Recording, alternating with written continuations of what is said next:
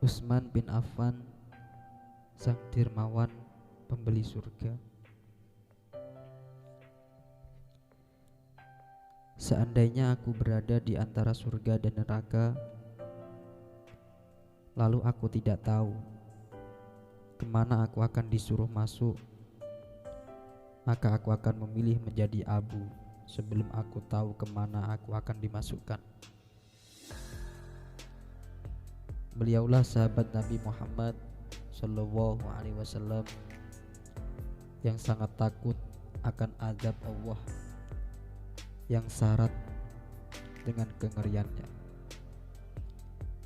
Beliaulah sahabat Nabi yang sangat pemalu, sehingga pernah dalam suatu kesempatan ketika suatu hari Rasulullah sedang tidur terlentang, sedang kedua betisnya dalam keadaan terbuka, sahabat Abu Bakar dan Umar meminta izin untuk masuk dan beliau tetap dalam posisinya dan membiarkan betisnya tetap terbuka. Tatkala sahabat Utsman meminta izin untuk masuk pula, maka beliau langsung menutup betis mulianya seraya bersabda, "Bagaimana aku tidak merasa malu kepada orang yang malaikat saja malu kepada dia." Beliaulah sosok yang terkenal sangat dermawan dengan segala kekayaan yang dititipkan Allah sebagai penguji keimanan kepadanya. Beliau pernah membeli sebuah sumur raumah dari seorang Yahudi dan kemudian mewakafkan dengan cuma-cuma agar kaum muslimin bisa memanfaatkan sebagai penunjang utama kehidupan dan ibadah mereka. Bahkan beliau pernah menanggung semua perlengkapan separuh dari pasukan kaum muslimin ketika perang Al-Asrah atau perang Tabuk. Ketika itu beliau mendermakan 300 ontanya dan 50 kudanya lengkap dengan segala peralatannya. Tak hanya itu, kemudian beliau datang dengan membawa 1000 dinar dan memberikannya di hadapan Rasulullah Shallallahu Alaihi Wasallam. Demi menyaksikan betapa dermawannya sahabatnya itu, Nabi Muhammad bersabda, "Mudah-mudahan sesudah ini ada lagi yang dilakukan Utsman." Hadis riwayat Imam Tirmidzi. Sahabat Utsman yang memiliki nama lengkap Utsman bin Affan bin Abi As bin Umayyah bin Abdi Syams bin Abdi Manaf al-Umayyi al-Quraisy. Pada masa jahiliyah beliau dipanggil dengan nama Abu Amr, dan pada masa Islam nama julukannya, kunyahnya adalah Abu Abdillah. Nama besar juga disandangkan kepada beliau, Du An-Nurain, pemilik dua cahaya. Tak berlebihan, nama besar itu disandangkan kepada beliau karena pada kenyataannya beliau memang menikahi dua putri Rasulullah Shallallahu Alaihi Wasallam, yaitu Ruqayyah dan Ummu Kulsum. Ibunya bernama Arwa bin Quraisy bin Rabi'ah bin Habib bin Abdi Syams, yang kemudian pada saatnya menjadi seorang penganut Islam yang baik dan sangat teguh. Sahabat Utsman bin Affan lahir selisih 5 tahun setelah kelahiran hamba sekaligus utusan termulia Nabi Muhammad Shallallahu Alaihi Wasallam di Mekah, atau dengan kata lain 5 tahun setelah tragedi berdarah pasukan bergajah yang berniat menyerang Ka'bah justru ditumbangkan oleh pasukan burung misterius Ababil. Beliau adalah seorang yang berwajah tampan, memiliki kulit yang putih dan lembut. Bagian depan kepalanya botak, berjenggot tebal, dan kedua lengan tangannya kekar berotot. Beliaulah satu di antara 10 orang yang sahabat orang yang mendapatkan jaminan masuk surga, dan juga termasuk sebagai salah satu dari juru tulis wahyu Al-Quran. Pantas beliau mendapatkan anugerah yang begitu indah, karena beliau langsung mantap memeluk Islam ketika mendapatkan ajakan dari sahabat Abu Bakar As-Siddiq radhiyallahu an. Imam Muslim telah meriwayatkan dari Aisyah, beliau berkata, pada suatu hari Rasulullah sedang duduk di mana paha beliau terbuka. Maka Abu Bakar meminta izin kepada beliau untuk menutupinya, dan beliau mengizinkannya. Lalu paha beliau tetap dalam keadaan semula atau terbuka. Kemudian Umar meminta izin untuk menutupinya, dan beliau mengizinkannya. Lalu paha beliau tetap dalam keadaan semula atau terbuka ketika Utsman meminta izin kepada beliau. Maka beliau melepaskan pakaiannya untuk menutupi paha terbuka. Ketika mereka telah pergi, maka aku Aisyah bertanya, wahai Rasulullah, Abu Bakar dan Umar telah meminta izin kepadamu untuk menutupinya, dan engkau mengizinkan keduanya, tetapi engkau tetap berada dalam keadaan semula, membiarkan pahamu terbuka. Sedangkan ketika Utsman meminta izin kepadamu, maka engkau melepaskan pakaian dipakai untuk menutupinya. Maka Rasulullah menjawab, wahai Aisyah, bagaimana aku tidak merasa malu dari seseorang yang malaikat saja merasa malu kepadanya. Ibnu Asakir dan yang lainnya menjelaskan dalam kitabnya yang berjudul Fadhail As-Sahabah bahwa Ali bin Abi Thalib ditanya tentang Utsman. Maka beliau menjawab, Utsman itu seorang yang memiliki kedudukan yang terhormat, yang dipanggil dengan Du Nurain, di mana Rasulullah menikahkannya dengan kedua putrinya. Panjang perjalanan hidupnya yang tidak pernah terlupakan dalam sejarah umat Islam adalah ketika betapa perjuangan beliau tak pernah surut untuk membukukan Al-Quran dalam satu versi bacaan dan membuat beberapa salinan yang dikirim untuk kemudian dibagikan ke beberapa negeri-negeri Islam.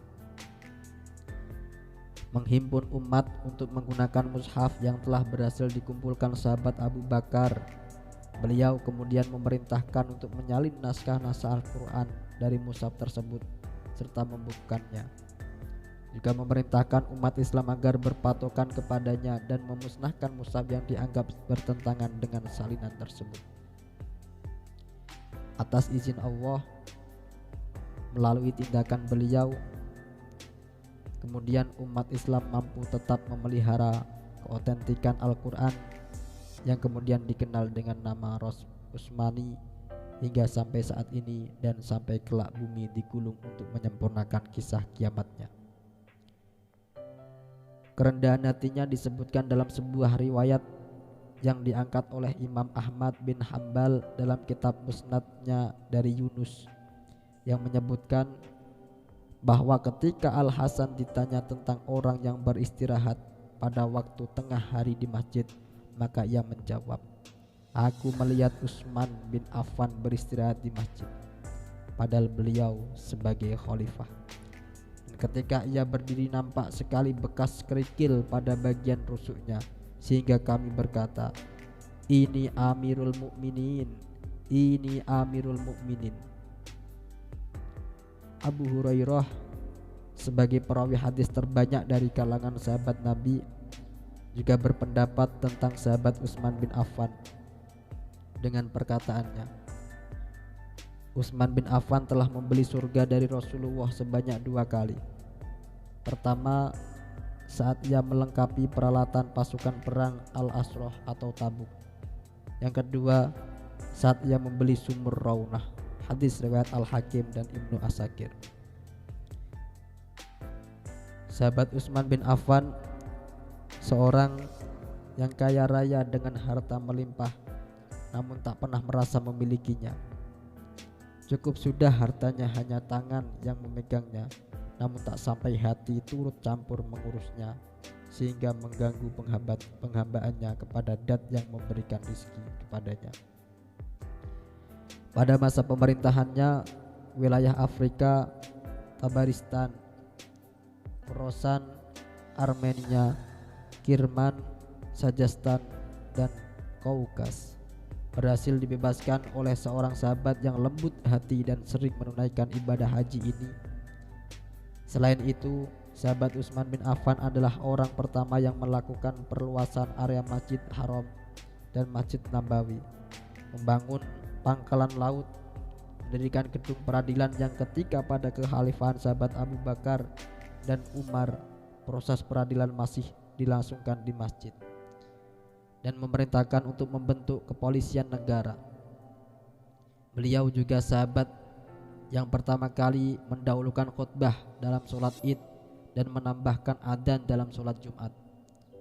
Beliau pula yang pernah menginstruksikan kepada kaum muslimin untuk menduduki wilayah-wilayah kosong tak berpenghuni yang kemudian wilayah tersebut menjadi milik kaum muslim.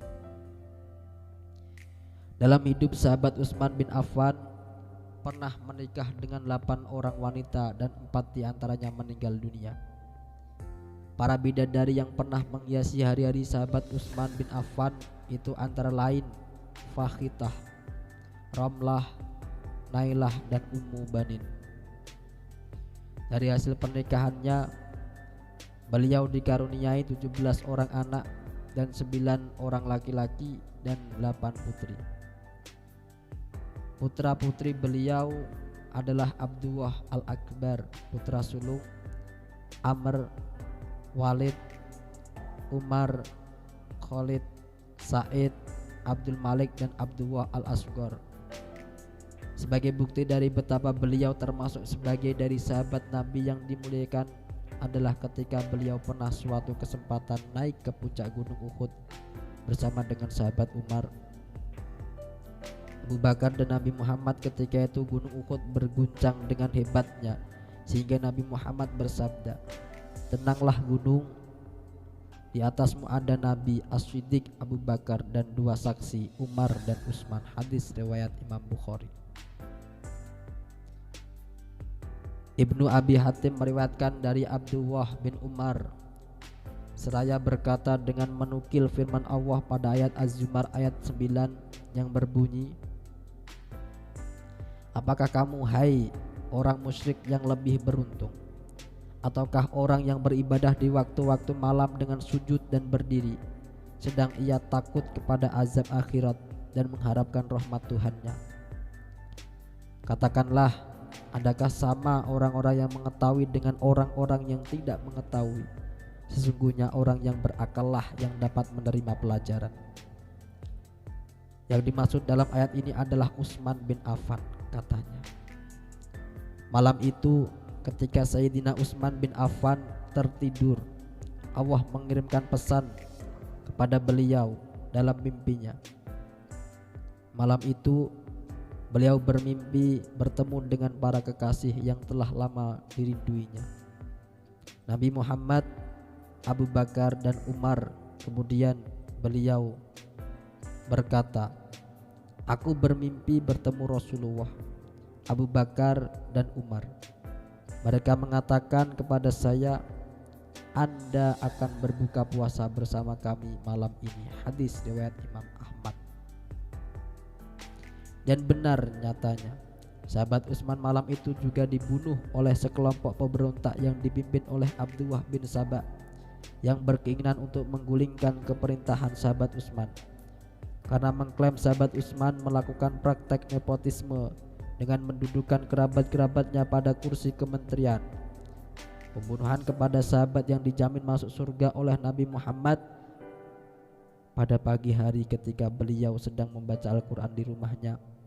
Pagi itu bertepatan dengan jatuhnya hari raya Idul Adha, pagi yang seharusnya dirayakan dengan penuh sukacita karena menjadi hari raya umat muslim, harus berpayung mendung hitam, kedukan mendalam karena dihapuskan oleh sebagian pemberontak yang pada lisannya juga mengaku muslim. Seorang yang kekasih ini turut berkumpul dengan mereka orang-orang yang dikasihinya. Sahabat Utsman berterima kasih kepada para pembunuhnya karena telah melunaskan penggembaraannya dengan akhirnya yang sangat indah, mati sebagai syuhada.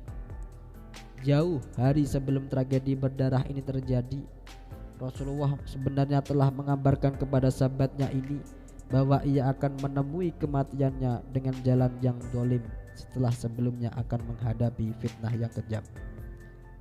Setelah mendengarkan apa yang disabdakan Rasulullah, dengan penuh kerelaan menerima suratan Allah itu, sahabat Utsman senantiasa bermunajat dan memohon kepada Allah, Zat yang maha menghidupkan dan mematikan, agar beliau diberikan kekuatan dalam melakoni segala fitnah dan menerima titah tersebut sebagai syuhada.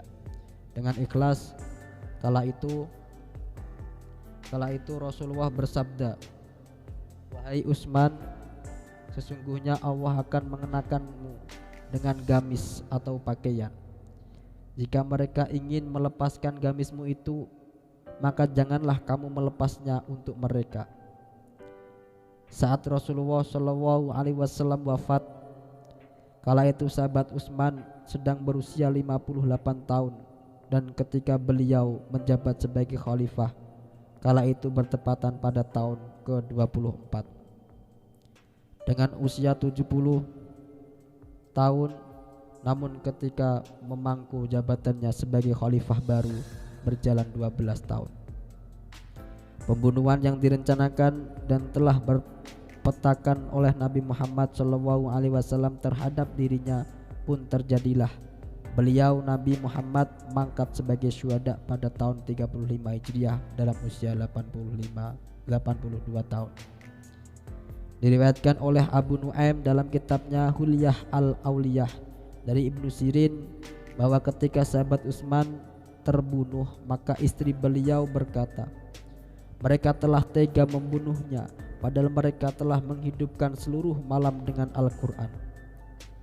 Sempurna sudah perjalanan panjang sahabat Utsman radhiyallahu an di dunia yang merupakan tempat fitnah, kefanaan, kesedihan, pengorbanan, perjuangan, kesusahan, penderitaan, kehancuran, perpisahan, dan segala sesuatu yang sungguh tak menyenangkan perasaan juga kehidupan ini. Beliau telah berpulang yang walau dengan cara yang sangat keji, namun darah seorang syuhada tak akan pernah kering di dalam jasad yang menurut kasat mata meninggal itu. Sungguh tak akan pernah ada seorang syuhada yang menemui kematian seperti yang pasti dirasakan oleh selainnya. Sahabat Utsman dimakamkan pada malam hari setelah sebelumnya para pemberontak tidak merasa puas walau telah membunuh beliau dan melarang dan menghalangi pemakamannya. Akhirnya sahabat Utsman disemayamkan di area pemakaman Tanah Baqi di atas lahan yang dibelinya sendiri semasa hidup di dunianya. Satu lagi, bumi dipaksa kembali melelehkan air matanya karena kepergian sang kinasih dari bumi, yang berarti pupuslah satu kebijakan dari atas hamparan luas.